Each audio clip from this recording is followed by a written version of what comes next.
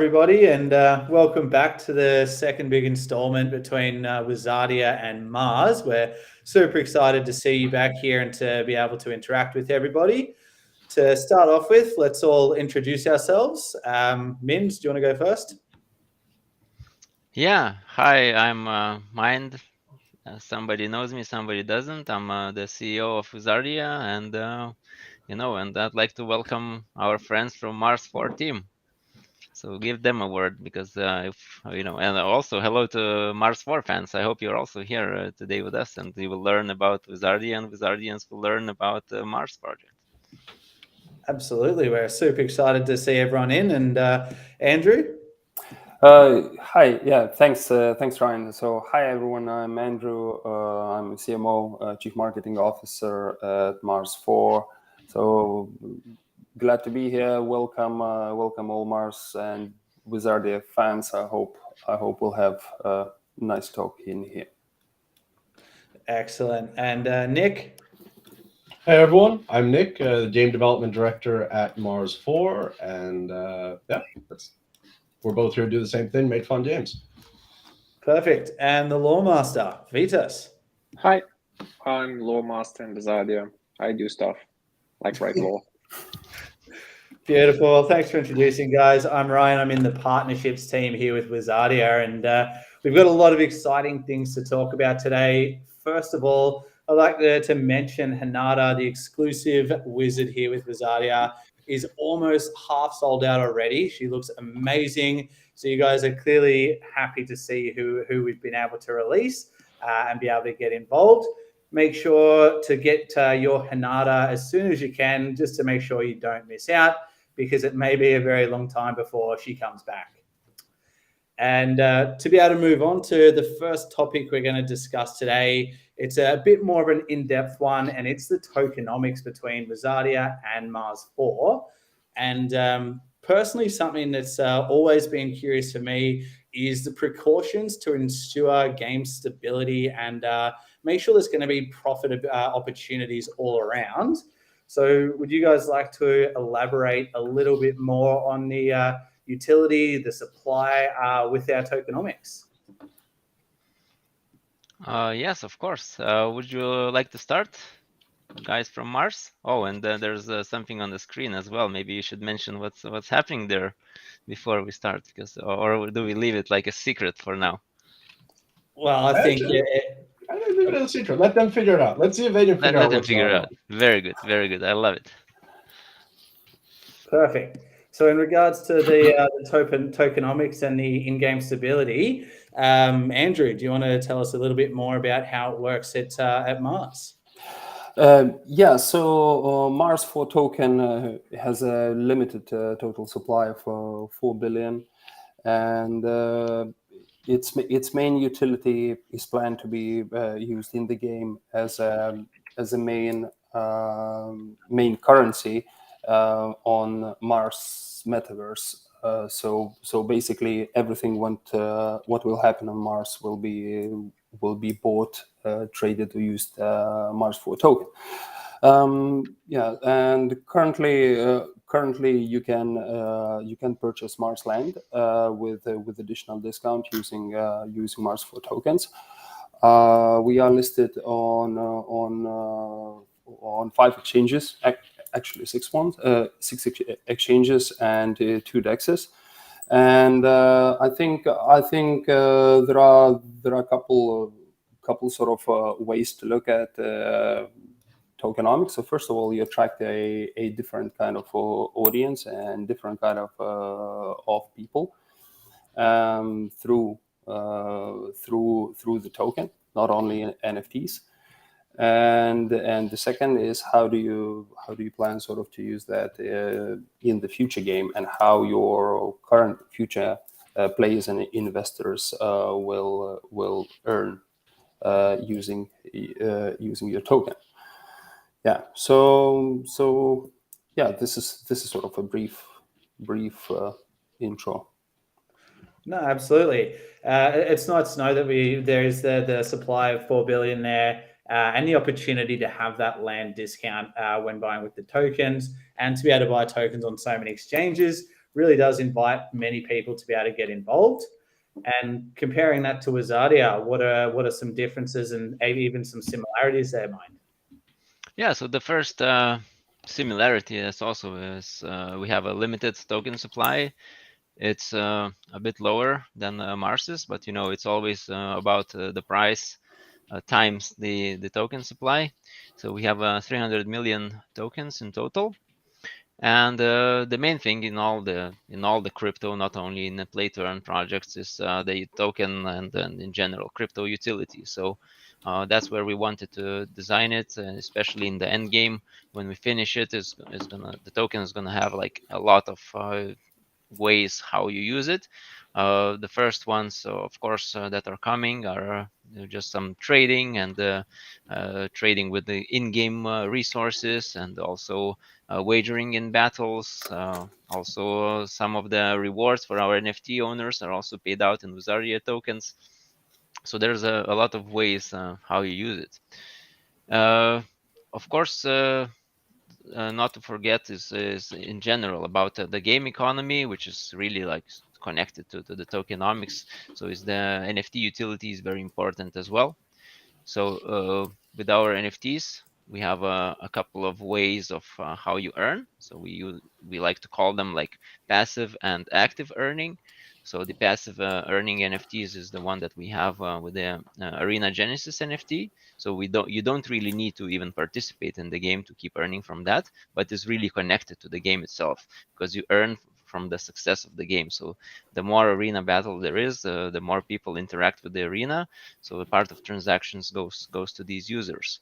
And with the Wizard NFTs currently, you're not able to earn yet, but when the game launches and you are able to level up or rank up our wizards, then you can also breed the wizards or summon them, as it says in our lore. You will be able to earn by trading the wizards themselves. And of course, they will be the main tool for you to win battles, which is a reward in itself. Excellent. So yeah, I think that's it from from the short perspective. Yeah, brilliant. It's really good to be able to hear the differences and comparisons between utility of not only the token but the NFTs as well. Personally, I'm a big fan of the Mars Land NFT and the Wizardia Arena Genesis. It's always good to have a bit of passive income. And Andrew, do you want to tell us a little bit more about the token itself with Mars? Yeah, so just expand on a little bit on this. So you earn passive income owning Marsland NFT and get rewards through the community pool in Mars4 tokens. So there are multiple income streams. Some of them are active, like land sales, upcoming in-game NFT sales, and we introduce as well virtual stores. So it's like a B2B offering on Mars. And these multiple sources, they generate income for the community pool, and those rewards, once community votes for the distribution, those rewards are distributed for all the investors and owners of the NFTs as well. Excellent. When it comes down to the utility of the token, I think it's very important for the entire community to understand how we can make money, where it comes from, and of course the stability behind it.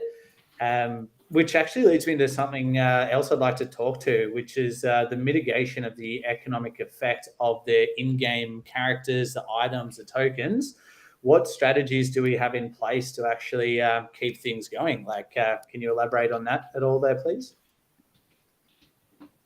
Yeah, so I think one of the things to really mitigate some of these overflow effects, so the token has a limited supply, so it's in a way already like capped at some point. So it really depends on the project more. What the token price is going to be, and of course on the behavior of the investors, because as we know, some of investors are have diamond hands, some of them have paper hands. So always be diamond hands, and then the price is always better in that way. And as for the NFTs, we have a burning mechanism in place that is going to be there. And this is mainly for the wizards initially, because when you are able to mint your own NFTs, NFT wizards, like in the summoning rituals, that means there might be at some point too many wizards, and some of them might not be good enough for you to use them, or nobody wants to buy them if they're, trash. Let's say if you didn't manage to build whatever you wanted, or some of the skills didn't come out the way you expected. So you will be able to burn them or sacrifice them in some game mechanic, and that will allow you to exchange that wizard to burn it, but in exchange receiving something in the game, like some sort of resources. And in that way, you don't really suffer from, just burning your NFT and not receiving anything. So you contribute to the game economy, but you also get something in return as well. Absolutely. And Andrew?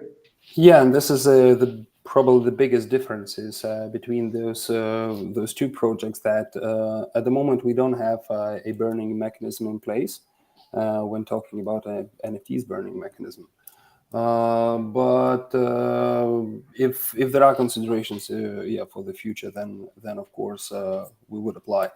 I would agree here with Mindaugas as well, with Mind as well, that limited supply is one of the ways you control the price.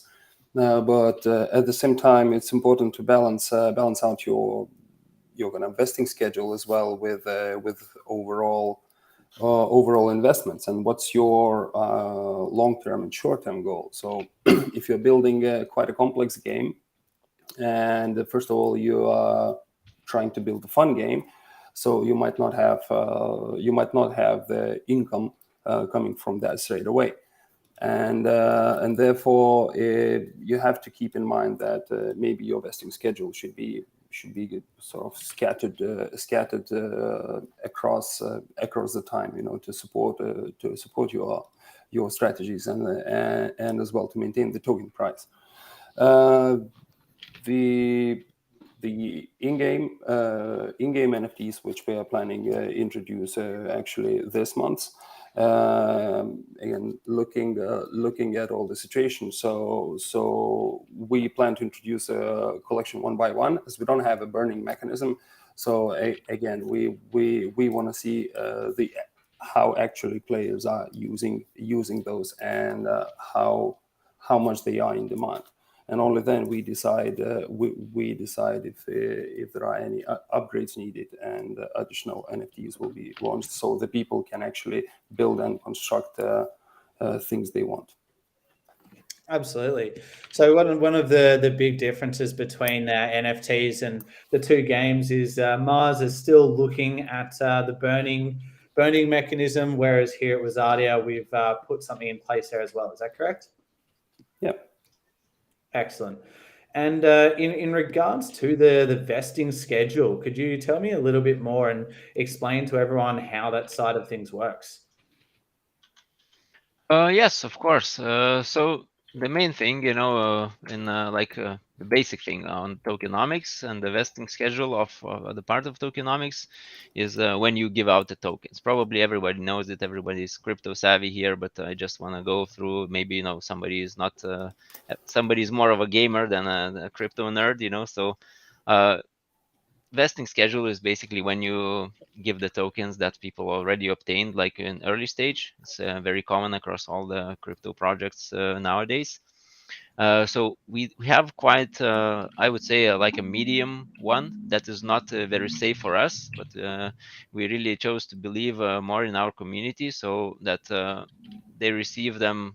Like, for example, our community, the public round, the people who invested, they're going to receive the 100% of all the tokens within the 5 months from listing. So that's a kind of a fast pace of giving away tokens. Of course, it's up to them whether they want to dump them or keep them. I always ask people to keep in mind that, as already Andrew made a great point, that the token price is heavily dependent on the fun to play factor of the game. So the game is not built in just a month or 2 months.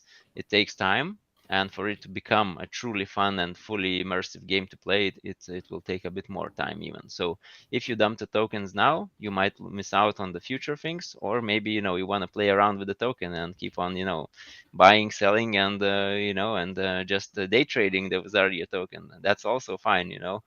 But the main thing is, I think, the team tokens, which is also a part of the whole token supply. So they do not start unlocking until 9 months from the token listing even. So, and then we have over a year of like a period when the team tokens are unlocked. And we have also an agreement with our team that these tokens are not being sold until a certain amount is reached, a certain price of the token is reached, or until we launch the game, because that's very important for us as well, not to dump the tokens on our community. We're supporting our development by NFT sales currently, and thank you guys so much for supporting us in that way as well. So we don't need to sell the tokens currently to drop the token price, because we can survive in other ways, and this is heavily dependent on the community. So vesting schedule is about trust, because it gives people time to sell if they want to, and not destroy the token price so much. But at the same time, we also encourage everyone to hold whatever you believe in. If you believe in Bitcoin, hold Bitcoin. Everybody says it's gonna reach 100,000. I'm waiting for that as much as everybody else, probably. We're all sitting here with our fingers crossed, waiting to get that far. And something you mentioned as well was, beyond the token, both Mars and Wizardia, we are, looking at our NFT sales for our wizards, our arena genesis, our land plots, which is super crucial. Which is again something that really brings us here today with the exclusive sales of Hanada. I can see that she is selling faster than anything I've seen before. So make sure that if you haven't seen her already, jump in, make sure to buy her, as this is going to be one of the last times that we see her pop her head up. But in regards to the token strength, I know something is very important to both our projects here is the staking programs. Andrew and Mind, could you tell us a little bit more about the importance the staking plays for the token health and stability as well? Yeah, Andrew, go ahead. I was talking too much now. Yeah. So talking about the token stability, staking definitely is one of the things to look out, and especially in early stages of the release of NFTs, and of the token, when the economy is not fully up and running. That helps as well, sort of to stimulate the how to say, new crowds of investors as well. But at the same time, you have to be pretty cautious, and not to give up too much, because there is a kind of popular, saying that if you give enormous API, you might just prolonging the death of the project. So definitely there has to be a balanced out thing. And I believe as well, here's a lot about trust. So if our token users, they trust our token, and if they believe in our project, they want to put it aside to generate yield, and at the same time token value goes up, I believe all the sides are happy, instead of this token being just dumped. And again, that sort of through the hard times like this as well, it helps sort of to maintain the stability, instead of for the token just jumping on a daily basis up and down. Yeah, I agree completely. Just one thing maybe to add is that staking is kind of a way to make developers work without stress, because when the token price is going up and down, and especially when it's going down, it's a stressful environment. People are starting to give some accusations, even though the market is very bad right now. But the idea is that staking gives you some time as well, and it also rewards the people that obtain the token early. So it gives them a chance to earn, while waiting for the game. So I see it as a reward for the early believers, and I agree with Andrew that it's not a thing to be taken lightly, and you really need to plan it smart, not to ruin the game economy before it even started. Absolutely. I mean, the token stability is crucial, and that's why we have experts in the field to make sure that we have things in place to keep it stable, and obviously NFT sales to stimulate growth there as well. The last thing I'd like to discuss in a little bit more depth here is the both NFT and token utility and some key features between them. I know we touched on it, but I would like to expand a little bit more on that. Andrew, would you like to tell us a bit there? Yeah, so talking about Mars4 token or Mars4 dollars, as we like to call them on a daily basis. Again, one of the trust things here that we audited our smart contract by Quantstamp. As I mentioned, supply of 4 billion tokens, and Mars4 token are used throughout the game. All transactions on the Mars metaverse is happening and will happen in Mars4 token. So as you will be able to trade resources with other players, collect taxes from your land or whatever you decide to do as a landowner. And as well, you can earn from Mars4 token, trading, staking, both on our internal pools, staking pools, as well as on dexes, like some popular ones. As I mentioned, you can get the additional discount purchasing Mars land with Mars4 dollars. And moving on to NFTs utilities. So our current Mars land NFT created by actual NASA data. So these pieces of virtual lands, sort of, they grant you NFTs they grant you the rights to that particular plot, and there is a total supply of 99,888, and currently more than half of them, 58%, have been sold. So yeah, they are kind of different, unique. They generate revenue in Mars4 tokens passively by unlocking community pool, and then in-game usage and revenue, because those revenue coming from to the community from different income sources. As well as owning Marsland NFT makes you a part of future to be Mars DAO. So currently we start this with our building with our community Mars DAO foundations, and community members they get exclusive rights and as well voting on the community pool distributions. And the last but not least, so we have 888 rare NFTs. So these are famous craters, mountains, or deeply explored Mars areas. So these rare NFTs will be auctioned in the future, and all landowners will be whitelisted for them as well. Excellent. And Mind? Yeah, I don't want to elaborate like too much on this. It's always fun to talk about the future NFTs. That's my favorite part, because I always love to talk as if the game was already here, because we have all this in our minds, and it's always sad to just talk about the Wizard NFTs, for example. But I can tell you that the Wizard NFTs are not the end of the NFT thing, and we have mentioned like NFTs like proto spells, which will make the wizards even more interesting and powerful, and there might be some artifacts as well. So all of these NFTs, like big or small, and whatever you create in the game in our crafting system, is going to be a part of all this. And when you have all that starts to make more sense, because then the trading part is becoming much more interesting.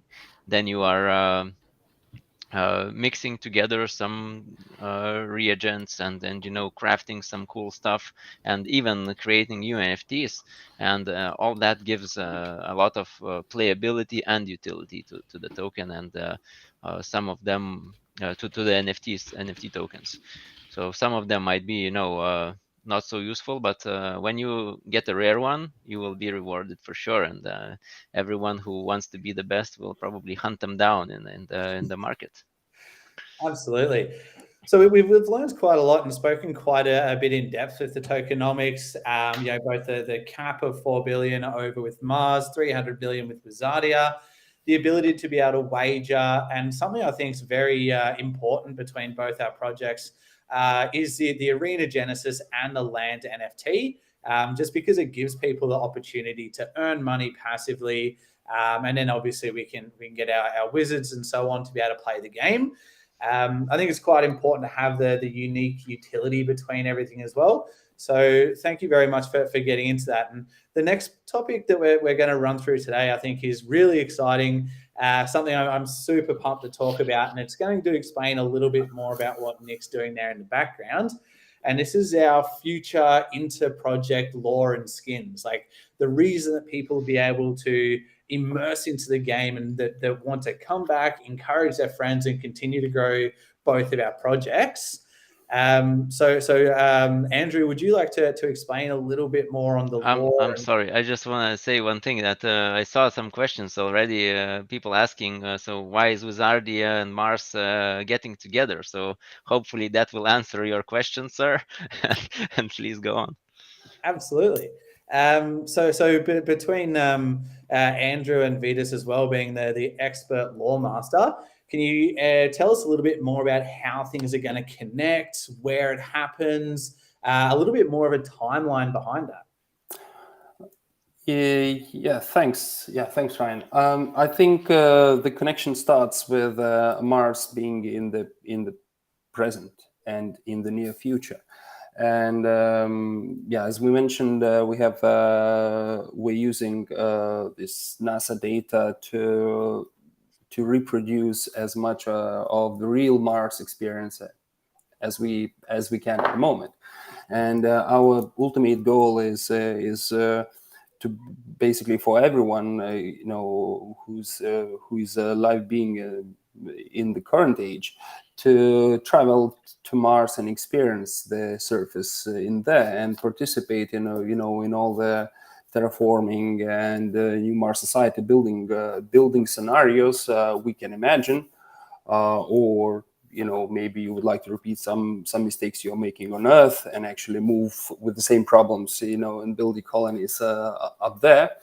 Who knows? But mainly from the timeline perspective, Mars metaverse consists of the present and the near future, and that's like going further on. I think we have one connection point because we also have an interesting connection point in that we're targeting different types of gamers, so we're not direct competition, yet at the same time, we both, like many people who work on both projects, know people from the other side. We can trust each other, and we can offer each other assistance, because it's what we're doing, both Mars and Wizardia, is very new. And in that, there's so much research and development and investment that needs to go in to creating the architectures to support a play-to-earn game. And by cooperating, we're able to share that expertise, share that experience with people who we know and trust and go out for beers with on a daily basis anyway. So it's a fairly logical connection, I think, at the end of the day, both socially and for the futures of our project, of each other's projects. So how are we going to see this the inter-projects line up with each other? Are we going to see some artifacts from Mars in Wizardia, maybe some wizards roaming around on Mars? Yeah, maybe Vitas could give his take on the timeline as well, because I think that's the most interesting part, because the guys of Mars are living in the near future, and Wizardia is set somewhere more far away. Vitas, could you elaborate? We have at least 1,000 years apart. So there a lot of stuff had happened in Millennia. Accidentally, Wizardia has set an end date for Mars Terraforming project. I won't. Yeah, You've also Oh, set an no. end date. You've also set an end date for Mars as a whole. Yeah, we did. But But that's, not you in know, our lifetime. That's not a problem. That's a great icebreaker. Hi, you're pretty. You're also going to die in about 45 years. Yeah, well, the timeline is a bit further, but pretty much, yeah. So our future is bleak, at least in Wizardia's terms. But the point is, we don't break everything to dust. We do break them in sizable chunks. Like the whole universe is broken in some livable, habitable chunks, which eventually may converge together. And that's where we can, draw a line and connect our two worlds. I would see that the greatest possibility of collaboration would be to actually have user-generated artifacts eventually end up in Wizardia. That would be awesome, in my opinion. I think And that would make sense really lore-wise. Yeah, absolutely. It's I mean, I remember the first time I watched the first Avengers movie, seeing the crossover of the characters, that was incredibly exciting, and being able to see some content and some artifacts and everything cross over between Mars and Wizardia, I think is a super exciting prospect to be able to look forward to. Now, when this actually happens with particular items, artifacts, and the crossover here, do you think that they may come through as in-game items like skins or actual NFTs furthermore than what we've already got? Depending on who you ask, from the lore perspective, I see this as a best place for my history stuff to shine. So I can draw characters out of Mars lore. I can draw locations out of whatever Mars is going on, like with their terraforming projects and so on. So I see a lot of potential for my writing, for what I can do to bring these two games together. But from business perspective, like, I don't know, maybe mine And there's Ryan. also from my side, more from the visual side. Obviously, everyone at Mars is very passionate about sci-fi games and sci-fi art style in general. However, the idea of taking one of our characters and being able to kind of go crazy with him, the idea to add in the creative freedom that Wizardia's art style has sounds very appealing and interesting. I think it'd be a lot of fun for us, just as a way to kind of take our IP and transform it in a way that wouldn't fit inside of the Mars game, but would fit well inside of Wizardia. Yeah, as I said, the lore part's real fun. Like, you can take your characters and push them a bit in the timeline and see what ends up. Like, oh yeah, what kind of structure Mars will take? Like, what's the government's model? How they fight against Earth in the future? Like, well, there's a lot to think about in this. And just how things. Like taking something that we know what it would look like before the cataclysm, for example, like a Martian survival suit, and then have it like what would happen to that through a cataclysm, and what would be the reason that he or she survived the cataclysm, and what visual signs would they have, like what parts of that survival story would be visually integrated into their character. Yeah, plus a whole bunch, like, I imagine, since Mars is an industrial planet and eventually you will have a lot of industry on it, most probably there will be a lot of corporations ended up on the other side of the cataclysm. Like, you will have these humans or whatever that end up having branding of Mars, like what was there before the tearing and what was, now in our terms.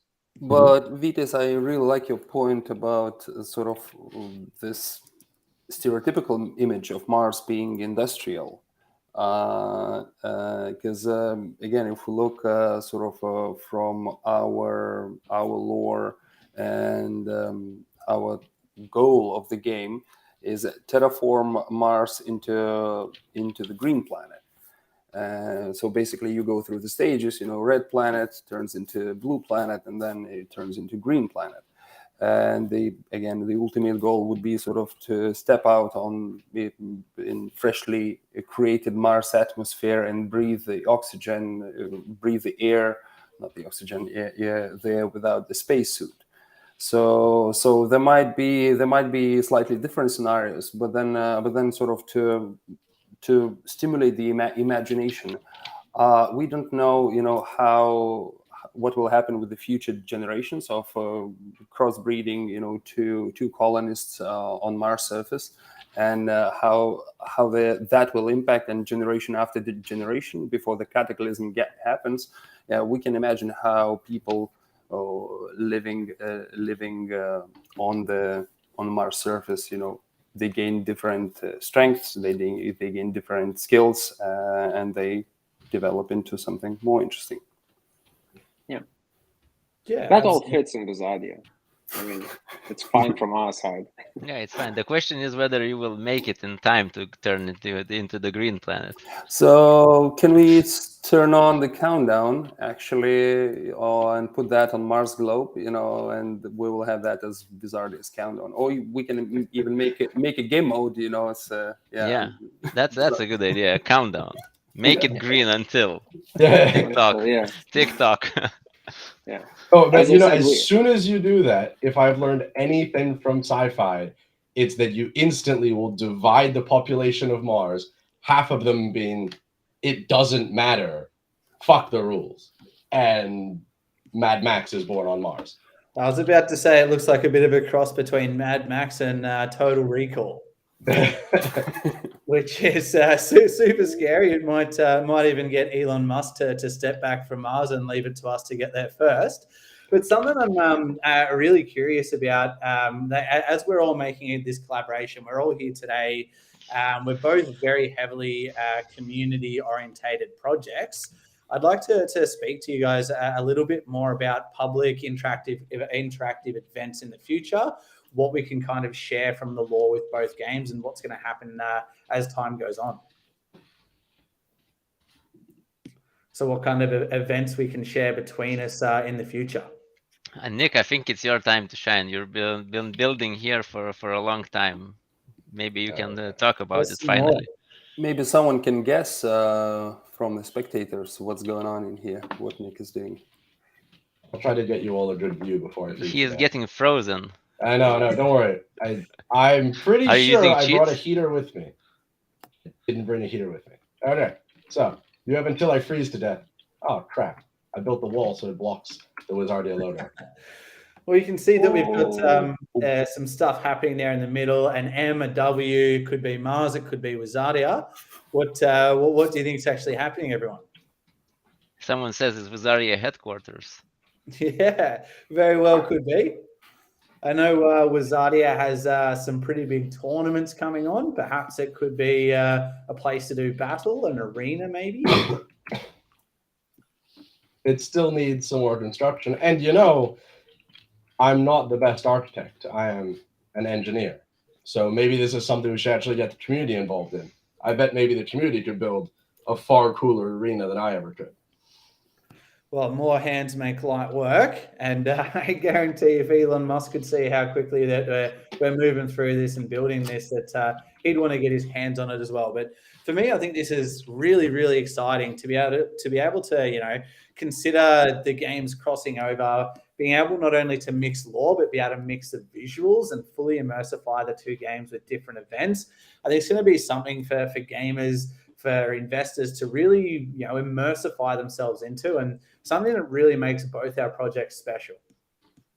And speaking of making our projects special, something I think is really important to discuss is the game features, why people not only play, but why they want to come back, why they want to tell their friends, and really what's going to be incredible about both our games. So with gameplay modes, Mind, do you want to tell us a little bit more about what we have in store for Wizardia, both in the soon future and the distant future? Yes, of course. I see some concerned comments as well that that they think it's going quite slow. I agree that not everything is on timeline, but the thing is that to make something fun, it takes a bit of time. We're not going anywhere, we're gonna make it as long as we need to, but also try to do it as fast as possible.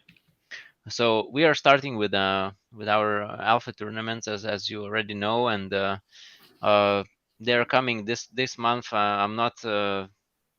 The team did not let me tell you the exact date yet. I want to share it with you as much as you want to know it, but just need to hold on just a little bit. So after the tournament, I just want to talk about this because this is coming soon. You guys gonna try it out yourselves quite soon. So after that, the second thing is coming is going to be the PvP battles, which will give much more dynamics to the fights, and it will make people, think about strategy a bit more than just playing against a computer.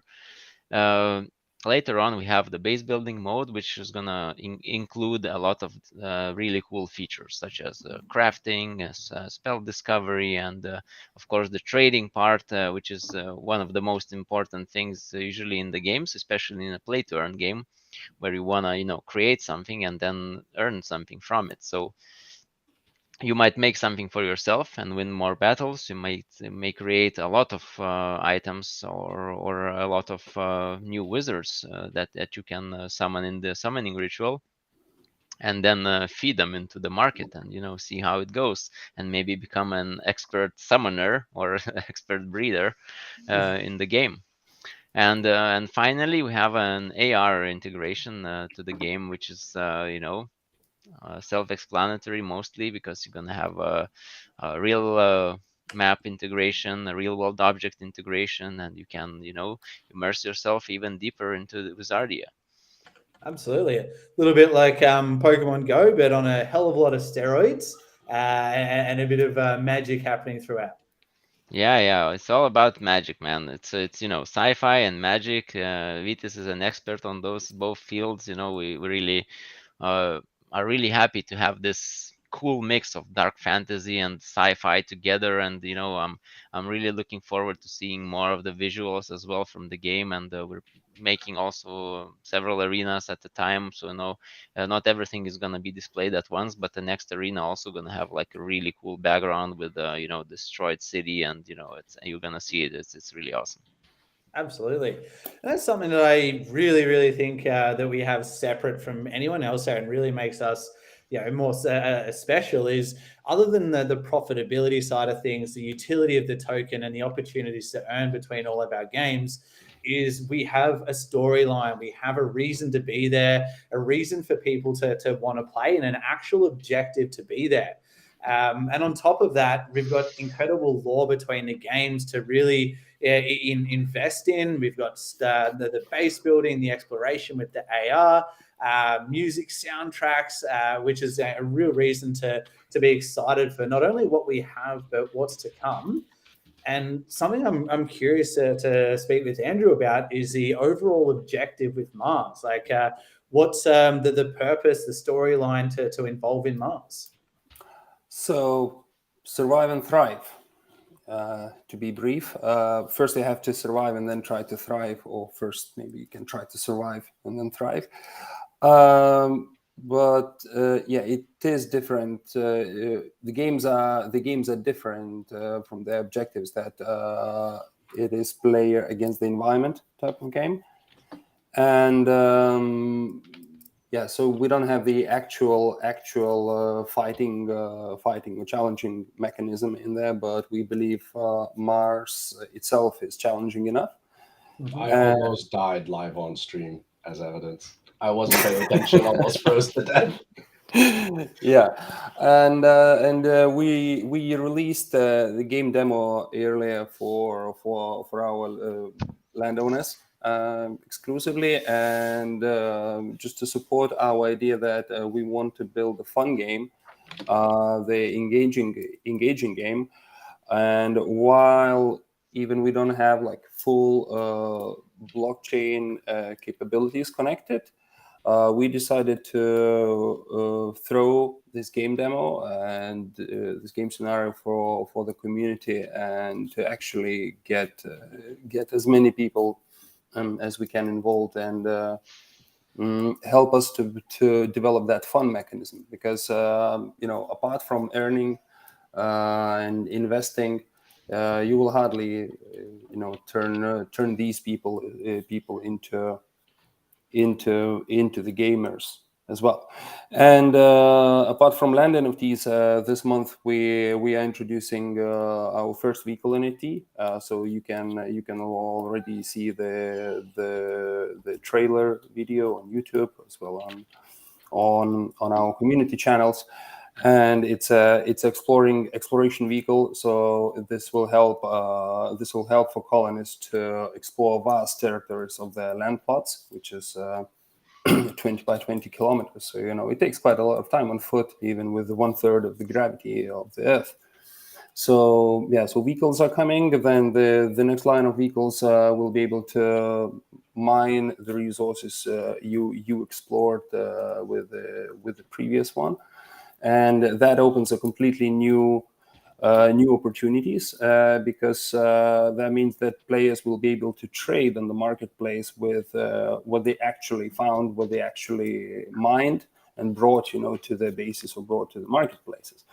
That opens as well different opportunities, because players will be able to do some of the jobs for others, And looking a bit further on, we have different type of colony scenarios. So as Nick mentioned, he might not be the good architect. So most probably in the near future we will need architects, farmers, miners, and all these different type of skilled people, to build those colonies on Mars. Yeah, Nice. so it's like a lot of room for growth and expansion within Mars. And what I think is really exciting is the data and information that's come from NASA to help build this. So it's not just an idea; there's a lot of reality behind it too, to really promote it and make it look incredible. And I think that's something different with Wizardia being even further in the future. The main objective is to become the most powerful wizard. With becoming the Grand Wizard, having the title, making the cash, having the bragging rights behind it, and to win those tournaments in many ways, along with the other modes of gameplay being AR and base building. Other than that, Min's mind, would you be able to elaborate on anything I've missed on the objective? So I really liked how Andrew ended, like, explaining all the different ways of what you can do, like even choose like a profession of what you're going to do there. It's like a role-playing game. So we believe we have a role-playing game as well, not because of the lore, but also you kind of connect with your characters, but you also become, in a way, a character in Wizardia. So some people might want to fight, but as we have like different earning mechanisms, being active and passive, so the active one is a bit wider as well. So if you're really into economy, so you might be more into just pure trading, like finding the right items for the right price, and like maybe hoarding some resources and playing around in the market and earning from that.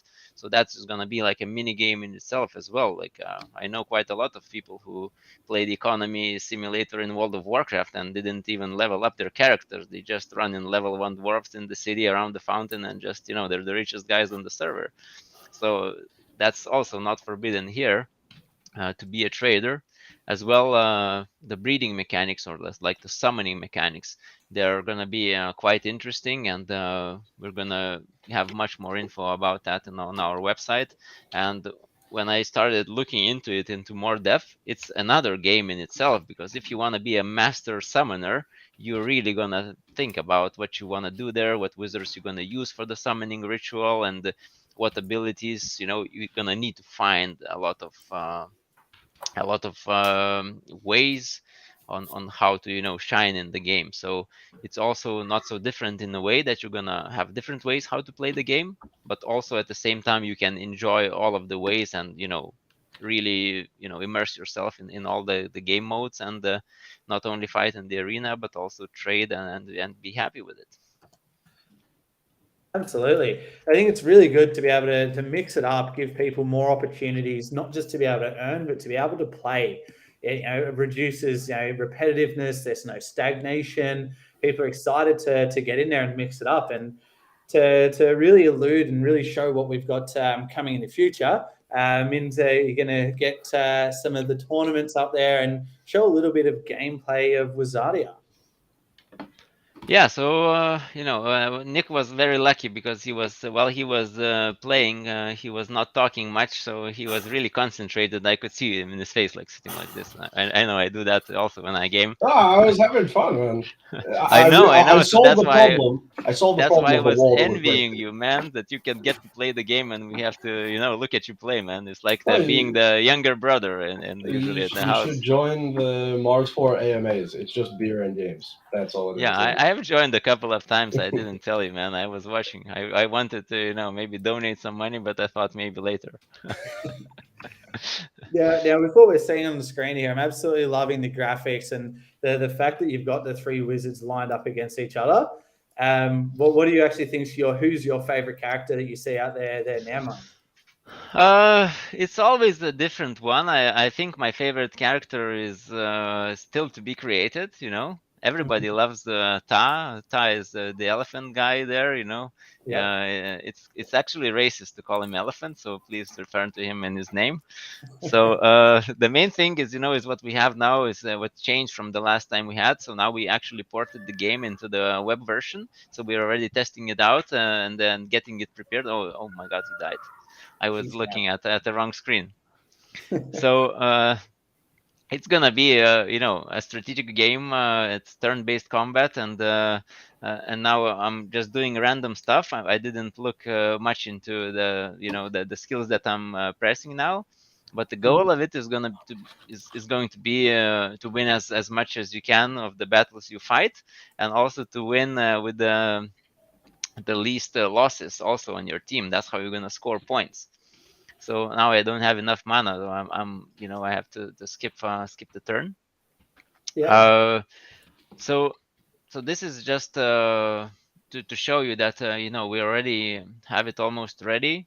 We need a little bit of time to polish it up and to actually also build Hinata into the tournaments. I was And about to say I'm super she's excited to almost see Hinata finished. out there. Sorry. Yeah, I was just thinking I'm super excited to see Hinata out there having a whole new wizard with her exclusivity. Anyone who buys one won't be able to see her out there too often. So very unique wizard to have out there doing battle. Yeah, the idea is that I already got like an hour ago. I think I already got the first Hinata 3D model that might be used soon enough in the build. So she's not in there yet, but hopefully very soon we're gonna have her, test everything out, and release the tournaments as soon as possible. So yeah, I suffered a defeat. It was the first time in this build I played like 5 matches, won them all. Now I need to really focus when you're doing it. It's not so easy as building an arena, is it, Nick? You say that, I almost died building the arena. Unless you freeze to death, yeah. Yeah, that's right. That's right. I absolutely love watching it up, and I'm not sure how far Nick is through it, but I'd love to see a little bit more about what Nick's built, and maybe you can tell us a little bit more about what's actually happening there. We touched on it earlier, but just to get the whole community involved, what have you actually done? So what I've over here, unfortunately, it's middle of the night. Daybreak will be soon, though. So over here, I have my little processing plant. I have an arc furnace, which I'm using to process the ores that I've been mining and turn them like from aluminum ore into processed aluminium. And then we have here an oxygen tank replenisher that's compressing the very small amount of oxygen in the atmosphere into oxygen tanks to refill my suit, as I haven't built an actual habitation yet for myself. And then here I have a giant 3D printer, which I use to make the stuff like batteries and doors and ceilings and other stuff I've been needing. Oh, sunrise. Then over here, I have a few small solar generators, which I'm using to recharge all my batteries. As I've been mostly spending all my time outside running around building, I haven't bothered to build like a airtight habitat and stuff like that, but that's also in this demo. You can build rooms that with proper airtight logic put oxygen generators inside the rooms, and they will have a survivable atmosphere. And using a fairly realistic simulation of airtightness, so you're inherently motivated to build stuff like airlocks and pressure seals between rooms. Otherwise, every time you open a door, you lose all your atmosphere and you have to spend a lot more power to regenerate it again. A lot more game modes. And so what I was just doing here was trying to lay out a bit of an arena, because I realized this yesterday as we were playing in the AMA, that you can kind of make the Wizardia logo, like the W from the Wizardia logo here, and I was like, oh, that would actually be pretty cool, like in the floor of an arena. So I just use like, these are tier 1 building structures and the white's tier 2, and so I just upgraded like the tier 2 structures in the middle to make this W. And then I was planning to build out an arena, just kind of a simple arena design. I was planning to get further than I did, but I'm lazy, I guess. So yeah, I procrastinated, honestly. But it's okay. It's okay, Nick, because wizards don't really need oxygen to survive, you know? They're magic. So you don't really need a roof, so, you know, you're doing well. Or make a big window, or make a, you know, some landscape also to show. We love to have also cool landscapes all the time with our arenas. So maybe you can, or somebody from the community, if we do I think this, the community would be way better off at this. Like, maybe build it on the top of a mountain or something. You know, there are mountains in Mars. I'm on one right. Okay, fine. I should have built it over there instead of over here. As I said, I'm not an architect. I bet the view up there is a lot better. However, honestly, the stuff that the community of Mars4 have already been building is mind-blowing. I think, like, I was not expecting to have people, or like, even in this current demo, putting in 100, 200, 300 hours building just absolute masterpieces. That's why I make games. Like, that's why every game developer gets into this, is to see people just genuinely having fun playing their game. Absolutely, and I'd actually like to see a video a bit more about this. Do you have something you can show us? Yeah, I think we have. I think we've actually compiled a video of just of just like our favorite bases that people have posted on Twitter. Absolutely, I'd love to see what everyone's doing. Let's take a look.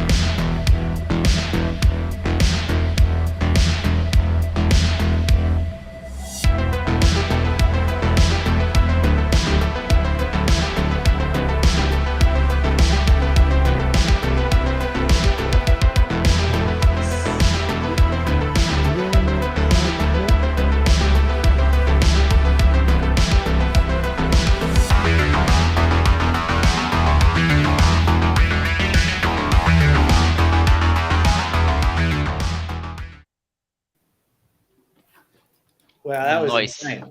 So as you can see, they are far better at playing my own game than I am, which is...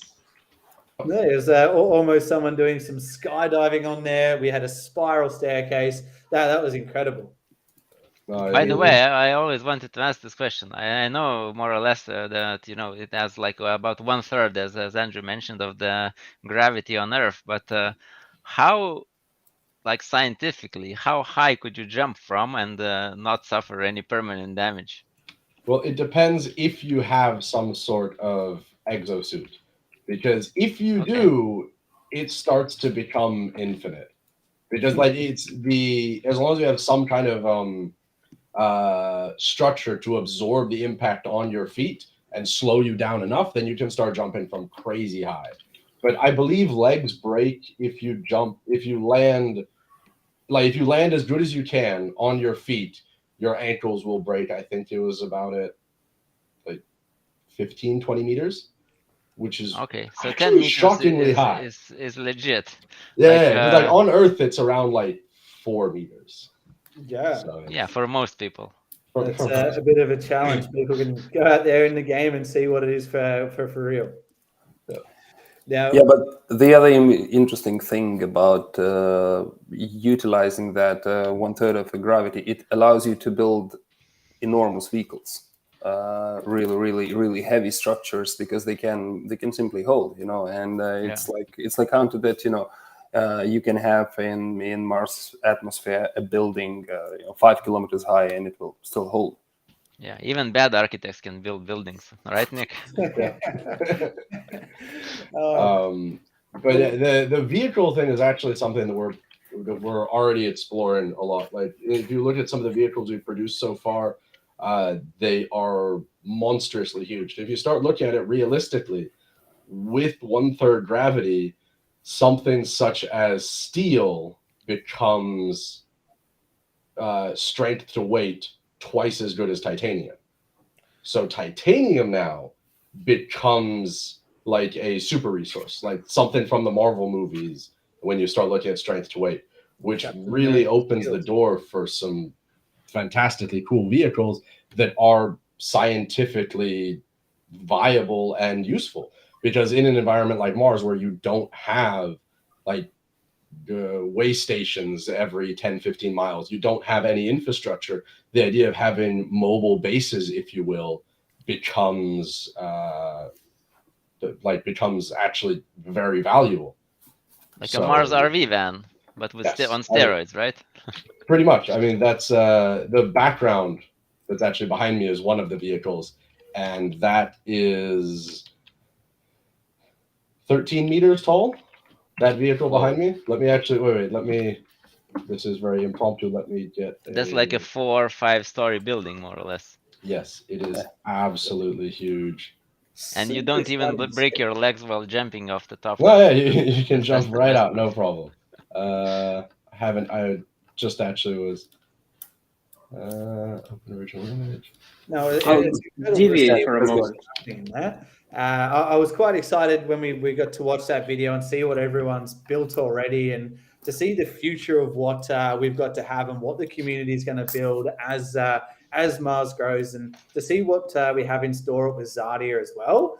But the whole reason that we're here today is not only to speak about Hanada, but it's to be able to interact with our community. And I'd like to actually have a chat about our communities and see what we actually have in place there.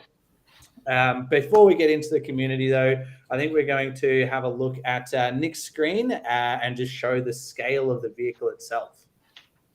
Yeah, let's do it. I'm really interested, to see how it compares to the Colonist. Okay. So it is literally a mobile base. So this is the Carcanda, which is actually a Colonist transport vehicle. And then behind that in the background, you have the Click Beetle, which is a single occupant mobile generator. The reason it's called the Click Beetle is because there's a MMRTG in the back, a small multi-mission radioactive generator, like what's on the current rovers on Mars. And every colonist, to go to Mars, you have a suit which comes with radiation detector, and I guess you can probably put together why the Click Beetle got its name. It's not. The side effects may include cancer. Let's just put it like that. Not a bad way to be able to drive to work in the morning. You wouldn't have to worry about traffic. No, that's true. Everyone will get out of your way. That's on that note. That's actually something really funny. One of our writers was joking around about that.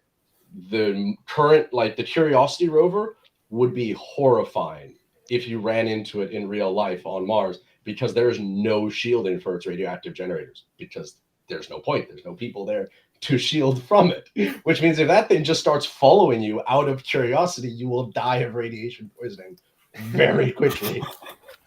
Oh, wow. And add to the creepiness, every year on its date of launch, it sings itself happy birthday.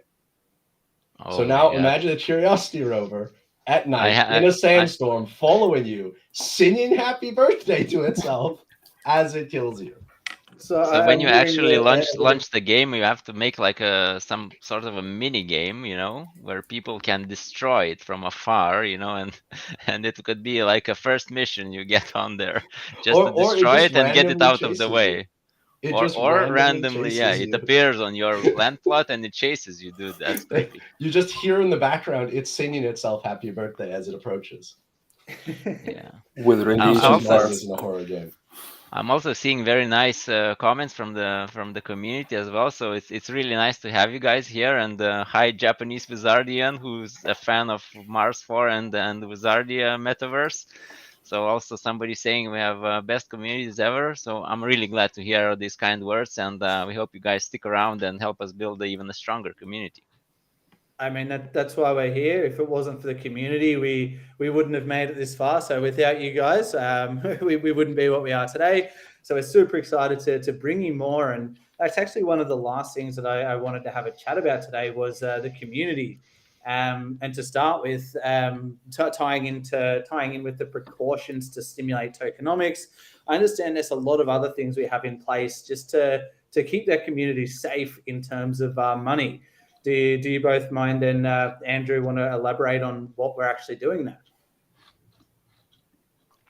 So one of the things, is protection from like hacking. So our like uh, NFT order system is protected, so it's always figured out, and your money doesn't go anywhere. And if there are some errors, we solve it like really fast. Our support team's working 24/7. We have audits also to secure, the smart contracts that are done. We choose the right network. Our team is always working with penetration tests and like testing for security breaches and so on. So it's always good that if community can join in and then give us some hints that how we could improve. It's always welcome. We're all welcome to hear some offers that we could bring into reality. Absolutely. And Yeah, and what about indeed, same here. Same here. You start, with the right preparation. I'd say first, the right to choose the right network, audit your smart contracts, and as mine said, same here. We're already talking to our community how we can improve certain things, and definitely that kind of works with the involvement. It helps a lot. Absolutely. Especially, it's really good to remind everyone that we are putting as much into place as we can there, particularly when the games are so early on, to make sure that you guys can trust what we're doing. We're building the games and obviously making sure that there's so much things in place to protect you guys. And to go even further beyond protection, something a little bit more fun, other things that we actually do for the community is raffles, giveaways, prizes, all these amazing things. Would you like to tell us a little bit more, again, Mind and Andrew, about what we actually have in store on the fun meter for the communities? So it's all about the free stuff, as we like to joke around, but for us, it's how we share the love with the community and the people who are about to join our community. So as you mentioned, raffles, giveaways, prizes, and stuff. So the main thing is for us to involve the community. We're still looking for ways and trying to find new ways how to involve them, and we're trying to listen to what they really want to do. But building the community is a separate task in general, and we're happy with what we have now, and we want to build it even more. And when the tournaments start, and there's going to be some guild integration also in our game, so there's going to be a lot more ways how the players and then the fans of the game can interact with each other, because now they just talk between each other and talk about one game, right? So I'm really looking forward when the game finally launches, so then they can actually talk about the game and what to do in game and not just wait around. So stick around and we'll do that together. I'll be one of the Wizardians. Absolutely. I think, yeah, being community driven is it actually allows us to be on the same level as both gamers, investors, making sure that we can work together to build our metaverses into the overall bigger picture. And of course, the more we grow, the bigger communities equals more events, which is really, really cool. We've already kind of mentioned a little bit building competitions of Wizardia Arena on Mars, which would be really cool to see what other people can do there.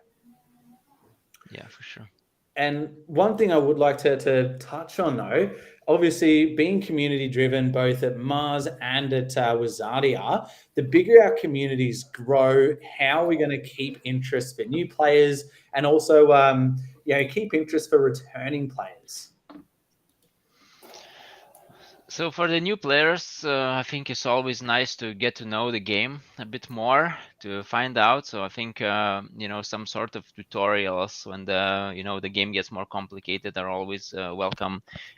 They might be created by the team or they might be created by the community. So this community generated wiki of the games is always very interesting, and also, as Nick showed, the creations of the community in Mars is really amazing because it gives you that creativity.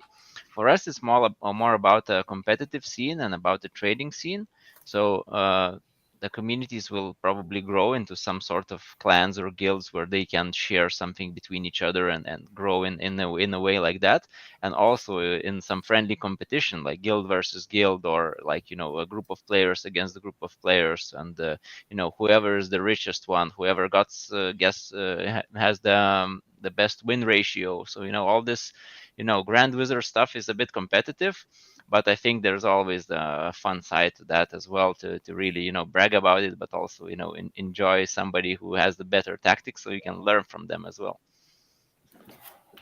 Absolutely. And I think here again we have that we have some similarities, but there's as well a difference. So Mars game is targeting more of a social player type of personalities, where you kind of aim to collaborate and work together to build the future of the humanity.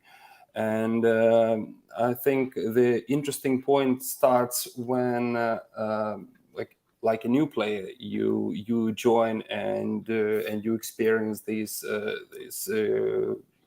really captive scenes on Mars, and you can explore and you learning to build. But once you are an older player, you get into the levels of building the society, or building the community within the Mars. So community, the current community has a capability to build mini Mars communities and expand that further on. And we are here, like a sandbox builders. So our goal is listen to the community and provide them necessary tools that they can produce brilliant things, by themselves. As a very good example, so we have this beautiful dome built by Nick's team, and that can be turned into NFT gallery, into a museum. And we already have some community members, asking if they can be curators of the Human History Museum on Mars. So Nice. yeah, so there are different angles. I think we can touch upon. As well as developing the real estate, or developing the commercial quarter.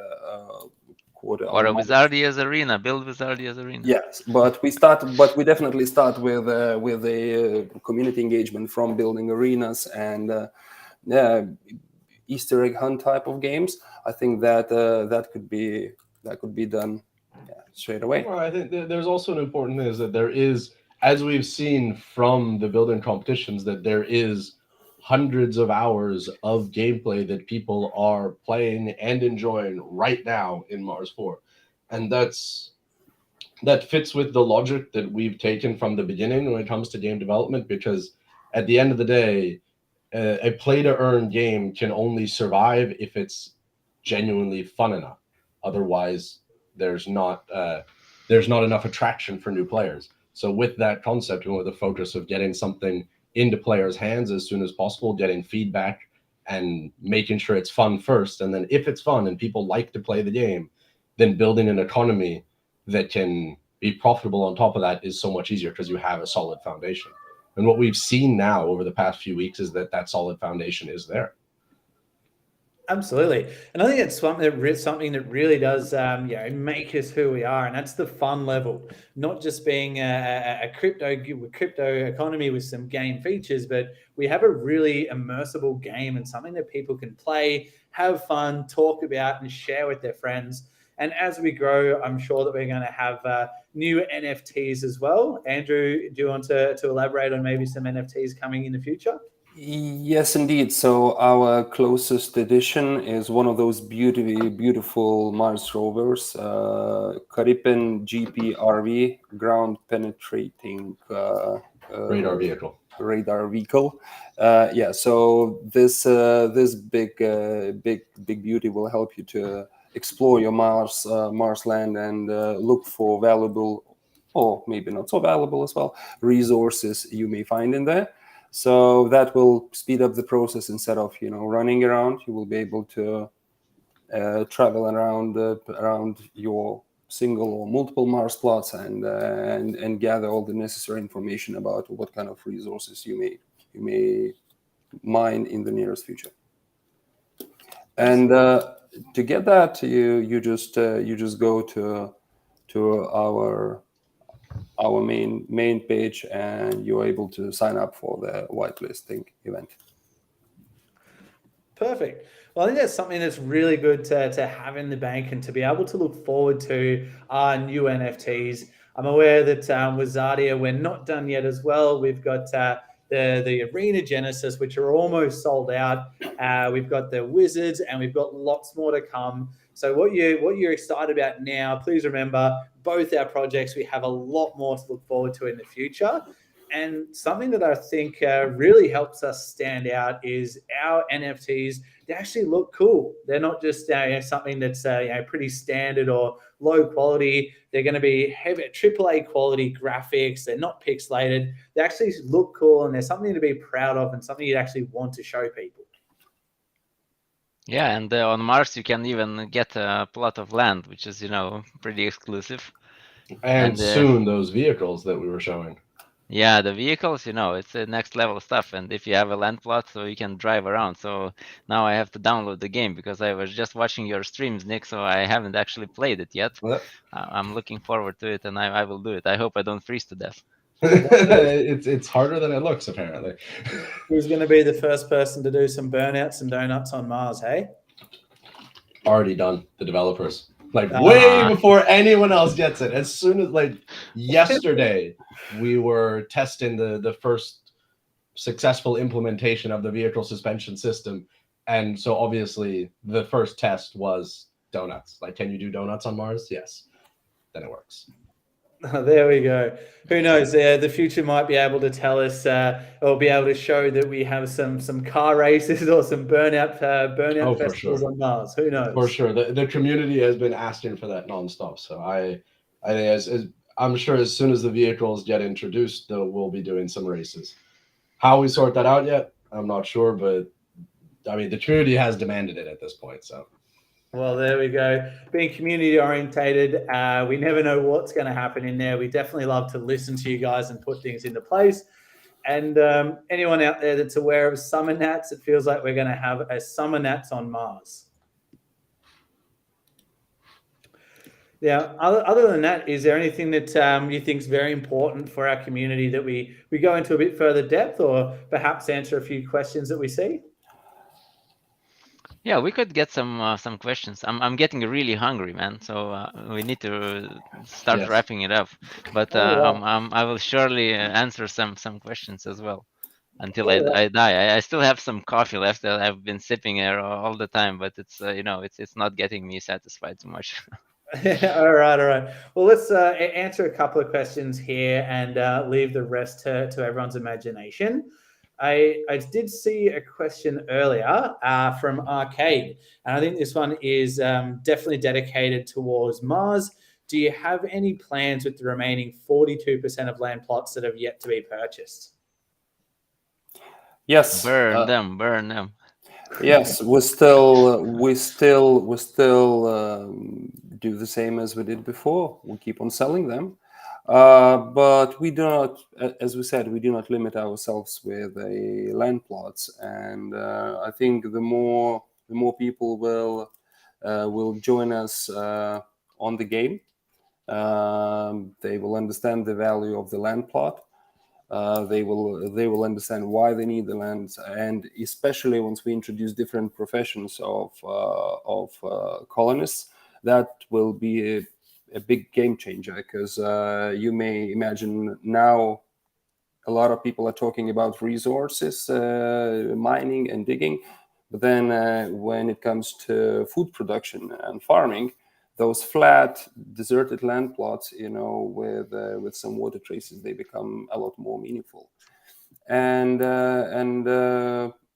yeah, together with vehicle NFTs, so what brings you sort of more capabilities of exploring those lands, I think the demand will pick up naturally up with that. Yeah, for sure. I see more people are saying, "Don't burn the land. I still want to buy more." Yeah.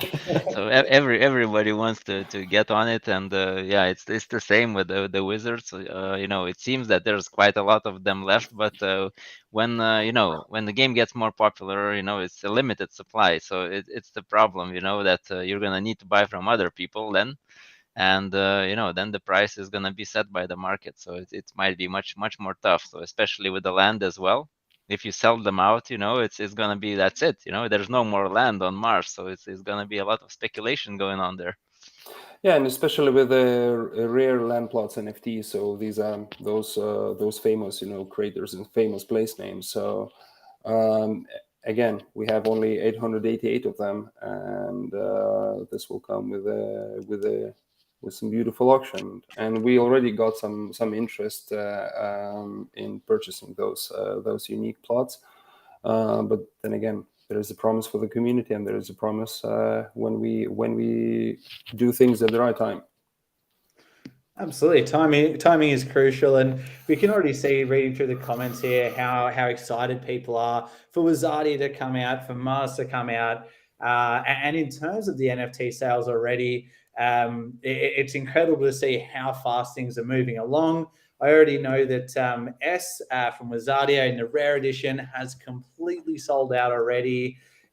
We know that Mars have the incredible new vehicle coming out, so make sure everyone gets whitelisted there.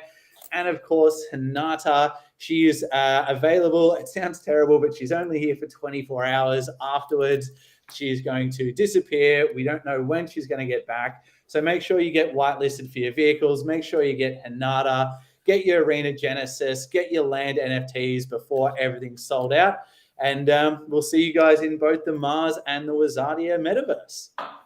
Yeah, just another thing to add. So for as Vita says, I always get about the pronunciation. I always say Hinata, but it's apparently Hinata, I think. Hinata. So Hinata. So we need to kind of learn, all these things, because Wizardia has grammar and pronunciation as well. So we need to respect the rules. But the one thing is you can go to Buy Hinata NFT channel in our Discord, and that's where you actually get the secret link on where you purchase. So if you are a verified NFT holder, you just go there and reserve your right to buy her. Absolutely, it's a one-off thing. So either get in there and enjoy it, or miss out and regret it. Yeah, and thank you all guys for being here as well, and kudos to you guys to making such Before an we leave, excellent demo. I have a question which is bothering me for a while. You said you're going, like, within Mars4 universe, you're going to get the Mars green, right? There will be plants outside of your habitats. That's the goal. That's the goal. How about dinosaurs? Since you said you have a low gravity environment, what is the biggest animal that you can place reliably on Mars that would survive and would be, useful in a way or two? For meat. Diplodocus was one of the biggest ones. So it's as tall as the neck goes, as tall as up to 40 meters. So I think these type of creatures might be useful as well as a good source of protein. Just a bit higher, not 40, but 120 meters, because it could technically be 3 times larger if you count the gravity, right? Yeah, so basically you literally grow a slug in one of the craters in the canyons, and then everyone just comes to have an occasional stew, from that. So Curiosity rover seems like a small of a deal compared to that Yeah, monstrosity. Mars instantly just got a lot scarier. Yeah. T-Rex is escaping from the meat plants. Yeah, but Well, it's in real life, there is very real possibilities that there are dinosaur fragments in space due to collisions of asteroids and fragments of dinosaur bones being sent into space. So who knows? We might be able to resurrect and bring fossils back from the dead and have dinosaurs in space. Yeah, cloning, baby. Yeah, exactly right. Sure. We can do it. Anything is possible in Mars, and everything is possible in Wizardia. Yeah, indeed. So thank you all, guys, and especially thanks for both communities. I was really happy to see on the chat, that we achieved one of our goals to bring Mars and Wizardia communities together as well. So yeah, let's use more of these opportunities to dive a little bit deeper. Yeah, next time instead of coffee, let's bring beer and make it even more fun. Yes. Yes, definitely. Excellent. Well, it's Thank good to you, see you guys. guys. Take care, and we'll Thank see you, you. everyone. Good evening. Bye. Discover Wizard NFTs and how you can benefit now at Wizardia.io. Trade them, rent them, rank them up, and earn from your arena battles. This is S. Recycled and rebooted one too many times, its cybernetic shell has been adapted to cater to an array of desires. Unlocked by the tearing, S believes the true judgment day has arrived, and they will deliver the judgment. Be the first to buy Wizard NFTs at